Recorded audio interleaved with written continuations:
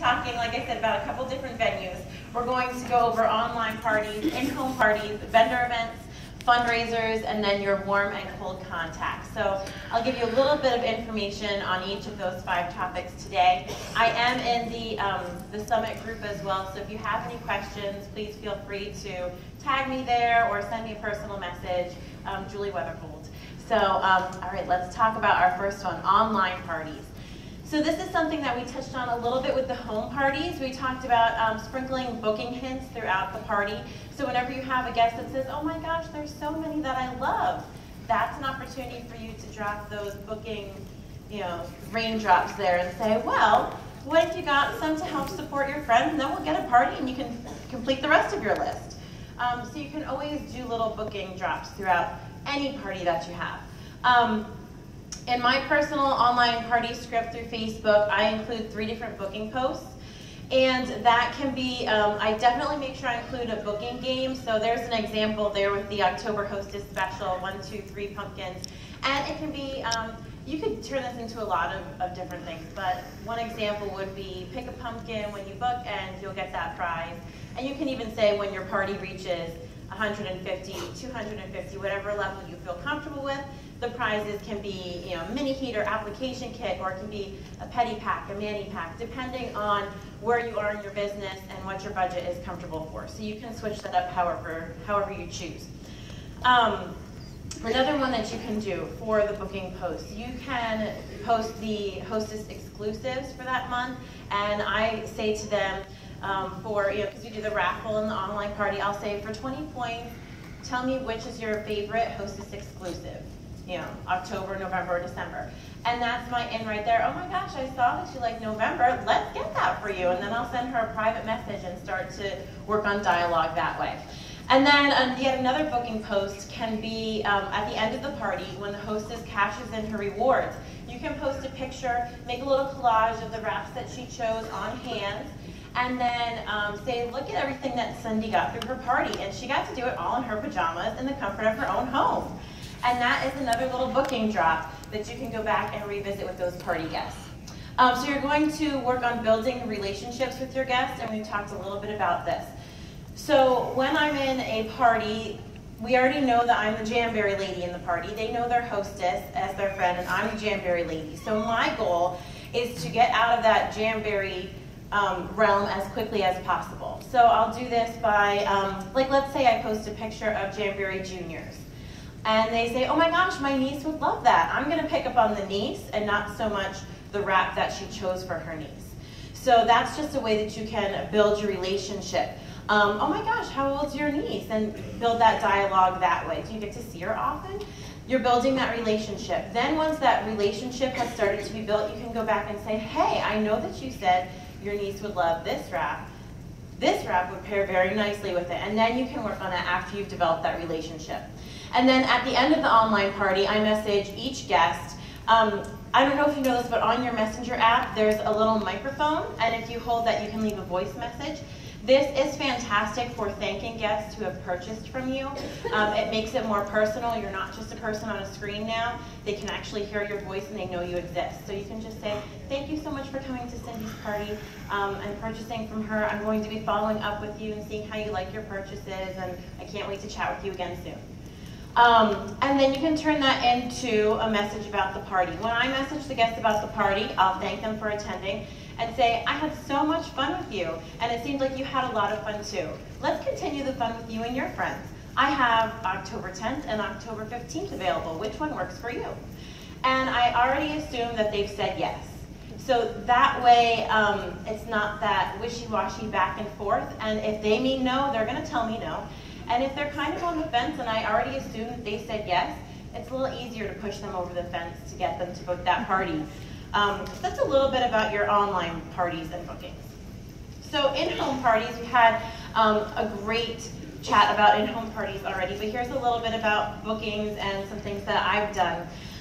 So I share the hostess wish list because similar thing, as she's walking away with those full arms, her friends are going to go, oh, I want all that stuff too. So that's another booking drop. Sprinkling in those booking hints throughout as they're creating their wish list, and their wish lists are getting longer, and they say, oh my gosh, I have so much fun. This doesn't even feel like one of those direct sales parties. Oh, well, let's get a Manny session with you and your friends. And then again, at that personal checkout, you're going to offer, if they would like to, I have a little sign that says, if I don't ask you to post or join, your order is free. So that puts the pressure on me that I better ask. So then that way, I ask them, I have the hostess packets there, and they can just easily take. I also have a little booking tree, which is similar to a photo tree, but I just have booking cards with my available dates, and they can just take one, fill it out, easy peasy. It's not that back and forth of getting a date. And then if they say no, I can say, okay, it's just my job to ask, and then we go about chatting about the next thing. And then your follow-up phone calls after the parties. These are super important. A lot of times, and I am so guilty of this, you see a number you don't know and you don't pick up. That's okay. That's still your opportunity to leave your little commercial for them. And even if they don't pick up the second time, call back a month later, just wanted to check in, see how you're doing. Call back 2 months later, and then put them on the 2-month follow-up list. Statistically, we don't see results from follow-ups until between the 8th and 12th time. So when they know that you're in it, and you're not going to be in it for a month and leave, when they know that you're in this business and that you're trying to create something that has value, they're going to attach to you and create that customer relationship for the long run. Okay, so another venue that we use is vendor events, and these are great for cold contacts, people that you don't know outside of family and friends. On our workstation is a little survey card, and I use these to collect information, and I do a raffle with them. For my raffle item, I do a gift card because they have to look at the catalog, and that gets them building that wish list and falling in love and hoping to host and so on. And typically they'll upgrade it to the buy 3, get 1 free. On that raffle sheet, it'll ask if they're interested in booking, if they're interested in information about the opportunity, if they'd like to know about specials, and so on. And then build relationships. Do you see the common theme? Build relationships. So what you're going to do with that one, again, they come up to the table, I give them my commercial, let them know what Jamberry's about, and then I try to take it away from Jamberry as quickly as possible and put the focus back on them. And then after we're done chatting and I'm getting to know her a little bit, I'm going to pull out that little raffle form that she completed and just jot a couple of notes on the back about her so that when I follow up with her, it's that personal connection again, that I remembered her and thought of her and was listening to what she had to say. Playing a booking game. That little wheel, I actually have one of those that I put on my raffle table, and this wheel is awesome because depending on what you need for the month, you can change what they're spinning for. So if you need sales, you can say half sheet of wraps on me if you buy 3, get 1 free. Change it up for different offers when they spin the wheel. If you're looking to book parties, same idea with the pumpkins where they can have a booking prize, but you're going to have different booking prizes on the wheel. And you can even make one of the squares an opportunity packet. What I do is I have them fill out the raffle form in order to spin. I don't require a purchase because maybe they are going to be the next team manager that didn't try their wraps.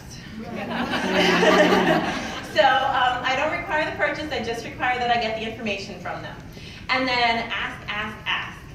This is huge. My first event, I just had to fill out the form. I didn't want to say anything else, so I just kind of, okay, thank you, and let them go on their way. But after I kind of pushed myself out of my comfort zone, and I would chat with them and say, I really enjoyed chatting with you, and I'd love to learn more about you and your friends. What do you say we just pencil in a date? I have this date and this date. Which one works for you? And then I get that date right there, even though I have it on that raffle form, because that excitement, that bond that we're starting to create, that relationship, will go away the second that they walk away. But if they have that date, they know I'm going to follow up, then it makes it a little bit more concrete for them. Your phone call follow-ups and email follow-ups. Same idea as the in-home party. Keep at it, even if you get the voicemail. Leave a voicemail, now not to call every day, but you're going to go on that 222 system for follow-up. And for emails, if you don't have an email system yet, MailChimp is a great free system. You can put in your entire email list, create one email with images, links to click, and you can just send it out to your entire list, and it'll give you feedback, who clicked what the rates were, how well it went over. So that's a little bit about that.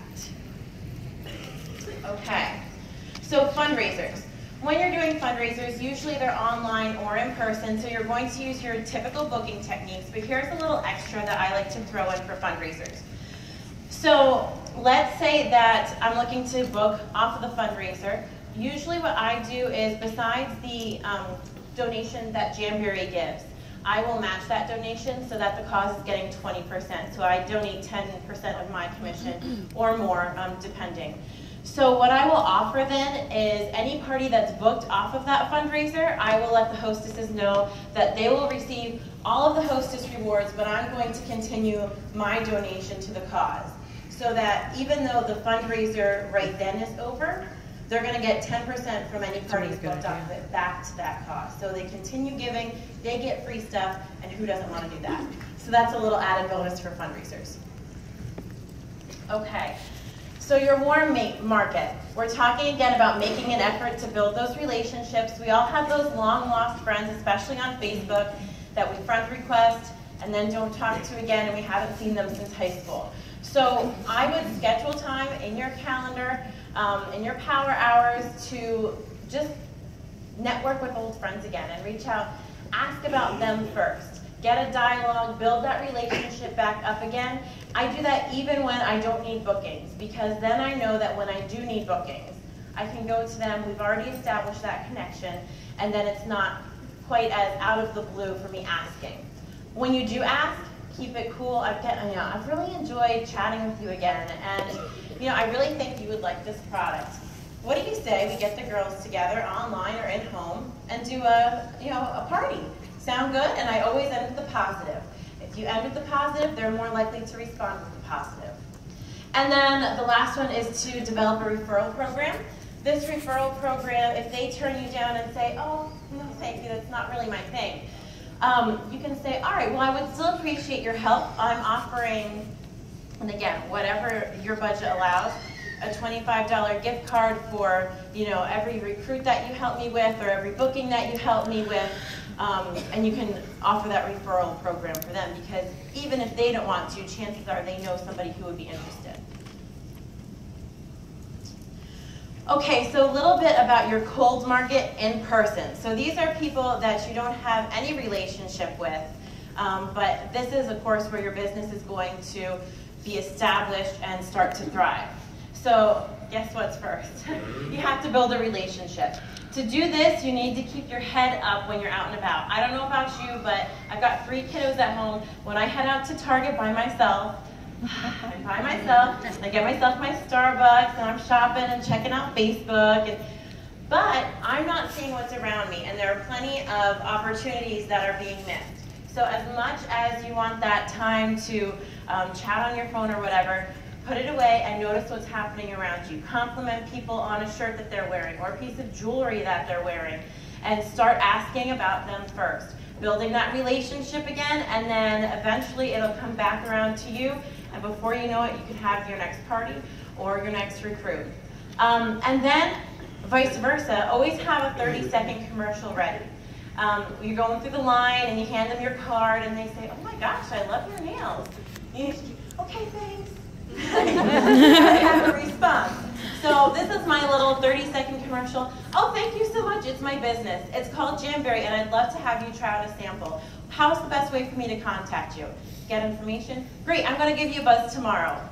Go away. Okay, so people are attracted to people who are in a hurry and busy because you're important. You've got things to do, but you want to talk to me? Okay, great. You have their contact information, and before you know it, a booking or an next recruit. Okay, so this is cold market online.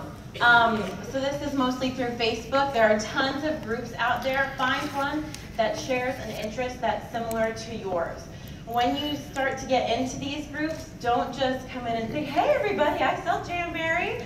Okay, start with introducing yourself, letting them get to know you as a person. So there are many consultants, but they are looking for a consultant that matches them. So if they see that you have something in common, you are your brand. If you can relate to them, they're more likely to stick with you, purchase from you, and have larger orders with you. So get that similar interest group and start with yourself first. And then when you do message them for bookings, I would do it with a few people that one-on-one PM, not a group message or a post in the group, but just a few people that you've gotten to know. You can always make your own opportunities by finding a good cause and setting up a fundraiser. The Nail Art Studio is incredible for this because you can help raise funds for any cause by designing your own wrap. Again, you can donate proceeds and use that 10% if you book off of the fundraiser technique. So that's always great for your bookings for online. And then another way that you can just get some more cold contacts is to host a contest on your business page. So this can be something like, I'm giving away a free sheet if you share and like my post, and then if you share your post, chances are that those friends are going to like your page, and you can build your business that way and get some cold contacts. When you get those cold contacts on your business page, just message them and thank them for liking your page. That's it. Don't go for a booking, anything like that. Build that personal relationship. Once that personal relationship has been built, then you can offer a sample, a booking, or whatnot. So that's a little bit about bookings in 5 different areas. If you have questions, feel free to let me know on Facebook. Thanks, everybody.